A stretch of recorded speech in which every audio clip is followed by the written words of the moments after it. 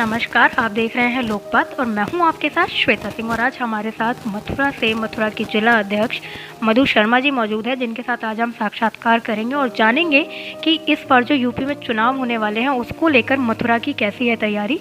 तो सबसे पहले मधु जी, आपका बहुत बहुत स्वागत है लोकपात में। नमस्कार, बहुत बहुत धन्यवाद आपका। तो जी, मेरा आपसे पहला सवाल होगा कि भारतीय जनता पार्टी जो है उत्तर प्रदेश में अपने 5 साल पूरे करने जा रही है, तो आपकी पार्टी के 5 बड़ी उपलब्धियां क्या क्या है, आप इसके बारे में बताएं, आपकी सरकार की। देखिए, आपने ऐसा प्रश्न पूछा है, मैं अगर कहूँ कि आपने 5 बड़ी उपलब्धियां पूछी हैं वो तो मैं बताऊंगी ही, लेकिन अगर मैं 5 साल का कहूँ तो मुझे लगता है कि पुरानी जो सरकारें थी, जो उन्होंने अपने इतने पुरानी सरकारों ने जो काम नहीं किया वो काम हमने 5 साल में करके दिखाया है। और रही बात 5 बड़ी उपलब्धियों की, तो सबसे पहले देखिए, अभी आपने देखा कि राम मंदिर निर्माण होने जा रहा है। हमने जो कहा था वो हमने करके दिखाया है। दूसरी पार्टियां कहती थी कि मंदिर वहीं बनाएंगे तो बोलेंगे, लेकिन तारीख नहीं बताएंगे। हमने तारीख भी बनाई है और मंदिर भी बना रहे हैं।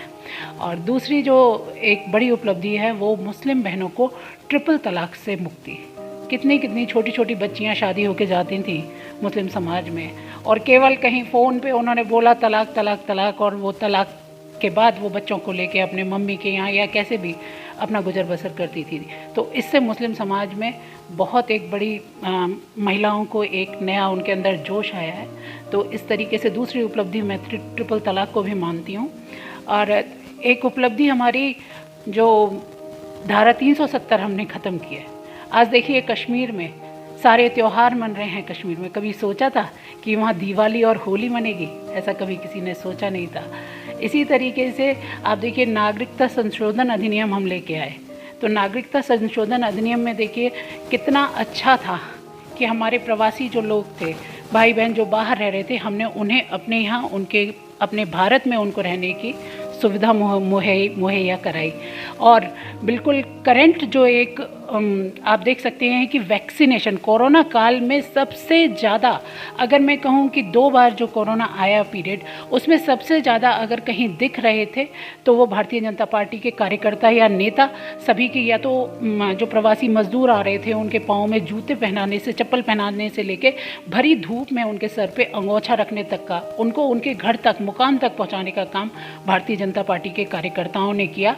और देखिए, जो वैक्सीनेशन अभी हमने 100 करोड़ टीकाकरण का पूरा अभियान कंप्लीट किया है, तो आप देखिए कि मुफ्त टीकाकरण, कोई सोच नहीं सकता था कि इतनी बड़ी कोरोना महामारी को के ऊपर हम ऐसे बिल्कुल रोकथाम कर देंगे और घर घर जाकर हर घर परिवार में कोई ना रहे बाकी, ऐसा हमारा अभियान चला और मुफ्त टीकाकरण हुआ। सभी ने, जो लोग कहते हैं ना, जो दूसरी पार्टियों के लोग हैं, वो कहते हैं कि हमारे भारतीय जनता पार्टी ने क्या करा, तो हम तो सबसे पहले कहते हैं कि आप भी हमारे लाभार्थी हैं। भारतीय जनता पार्टी ने मुफ्त वैक्सीनेशन कराया और कहीं ना कहीं आपने भी वैक्सीन लगवाई है। बिल्कुल। मेरा आपसे अगला सवाल होगा कि जब 2017 के बाद उत्तर प्रदेश में बीजेपी की सरकार बनी तो राम मंदिर का पुनर्निर्माण शुरू हुआ, तो उसी तर्ज पे क्या 2022 में अगर भारतीय जनता पार्टी अगर उत्तर प्रदेश में एक बार फिर आती है तो कृष्ण जन्मभूमि का जो ये मुद्दा है वो रिजॉल्व हो पाएगा?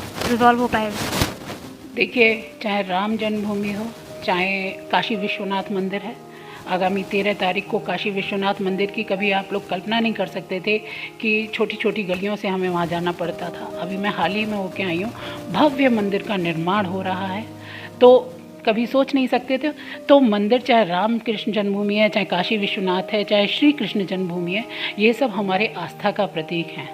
तो 2022 में क्या, ये तो कृष्ण जन्मभूमि, मैं तो खुद मथुरा में रह रही हूँ, ब्रज में रह रही हूँ, तो बिल्कुल निश्चित तौर पर जो माननीय न्यायालय का जो भी आदेश आएगा, भव्य मंदिर और कृष्ण जन्मभूमि की तो आप देख ही रहे हैं, और उसको भव्य बनाया जाएगा, इसमें कोई शक नहीं है।